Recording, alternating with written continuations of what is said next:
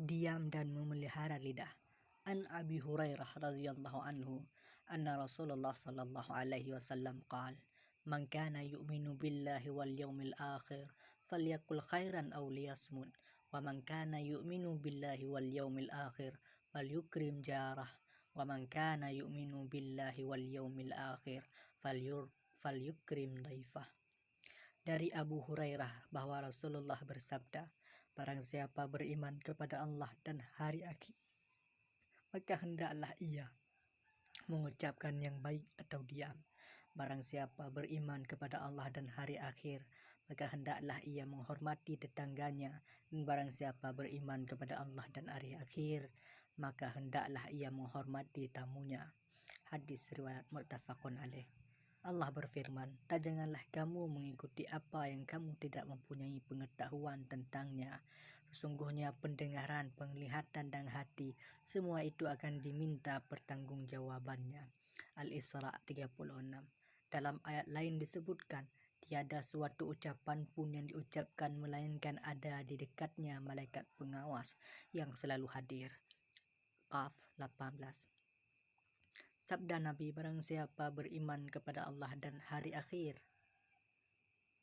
maksudnya adalah keimanan yang sempurna, yakni keimanan yang dapat menyelamatkan dari azab Allah dan mengantarkan kepada keridhaannya. Maka hendaklah ia mengucapkan yang baik atau diam. Karena orang-orang yang benar-benar beriman kepada Allah takut terhadap ancamannya dan mengharapkan balasan pahalanya, serta selalu berusaha melaksanakan perintah-perintahnya dan menjauhi larangan-larangannya. Jadi yang lebih penting baginya adalah mengendalikan anggota tubuhnya, karena ia akan diminta pertanggungjawabannya. Sebagaimana firman Allah, dan janganlah kamu mengikuti apa yang kamu tidak mempunyai pengetahuan tentangnya. Sesungguhnya pendengaran, penglihatan, dan hati, semuanya itu akan diminta pertanggungjawaban.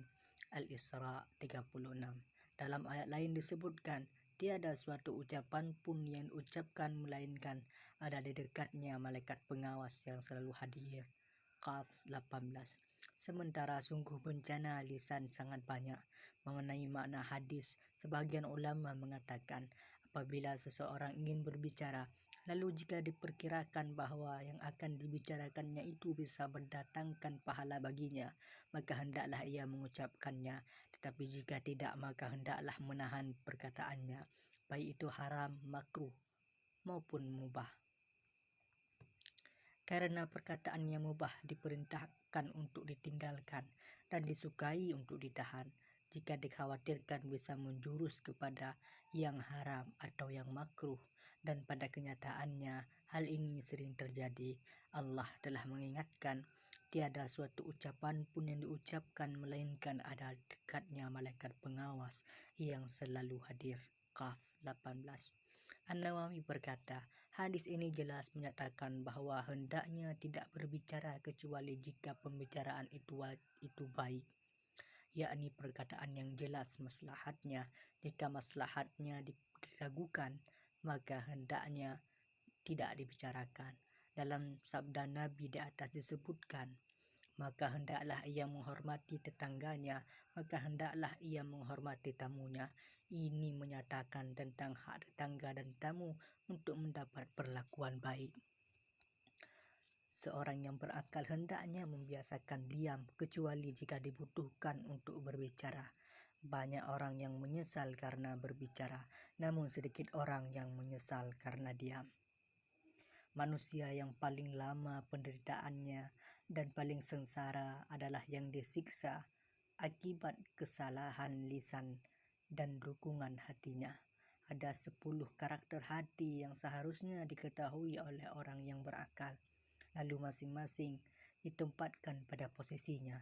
Lisan adalah alat untuk menjelaskan, saksi yang bisa menyatakan kata hati yang tersembunyi, pembicara yang bisa memberikan jawaban, penentu yang bisa menjelaskan maksud, pemohon yang bisa menyebabkan terpenuhinya hajat, pemberi pernyataan terhadap segala sesuatu, pemangkas yang bisa menghilangkan kedengkian, penarik yang bisa mendatangkan simpati, penghibur yang bisa menyenangkan hati, dan penawar lara untuk kedukaan.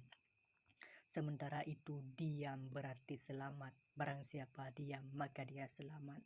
Diriwayatkan oleh Abu Hatim dari Ka'ab bahwa ia berkata, ada 10 bagian kesejahteraan, 9 di antaranya terletak pada diam. Diriwayatkan dari Ibnu Mas'ud, ia berkata, demi Allah yang tiada sesembahan yang hak selainnya, tidak ada yang lebih berhak untuk terpenjara lama daripada lisan. Dikisahkan bahwa ketika Yunus alaihissalam keluar dari perut ikan, ia senantiasa diam, tidak berbicara. Lalu dikatakan kepadanya, apakah engkau tidak bisa berbicara? Yunus menjawab, perkataan menyebabkanku berada di dalam perut ikan. Malik bin Dinar berkata, seandainya kami banyak memiliki lembaran-lembaran, tentu kami akan menyedikitkan pernyataan. Asy-Syafi'i rahimahullah berkata, jika seseorang di antara kalian hendak berbicara, maka hendaklah ia berfikir tentang pembicaraannya. Jika tampak maslahatnya, maka berbicaralah. Namun jika ragu akan maslahatnya, maka hendaklah ia tidak berbicara. Dikisahkan bahwa 4 orang alim sedang berkumpul. Lalu salah seorang di antara mereka berkata, aku membantah apa yang belum aku ucapkan adalah lebih mampu aku lakukan daripada membantah apa yang telah aku ucapkan. Orang yang lainnya berkata, aku menyesali apa yang belum aku ucapkan adalah lebih baik daripada menyesali apa yang sudah aku ucapkan.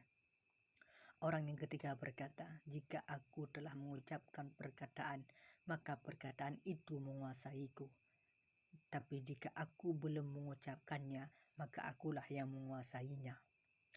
Orang yang keempat berkata, aku heran terhadap orang yang mengucapkan suatu perkataan, dan apabila disebutkan bahwa perkataan itu berasal darinya, maka membahayakannya, tapi jika tidak disebutkan, tidak mendatangkan manfaat.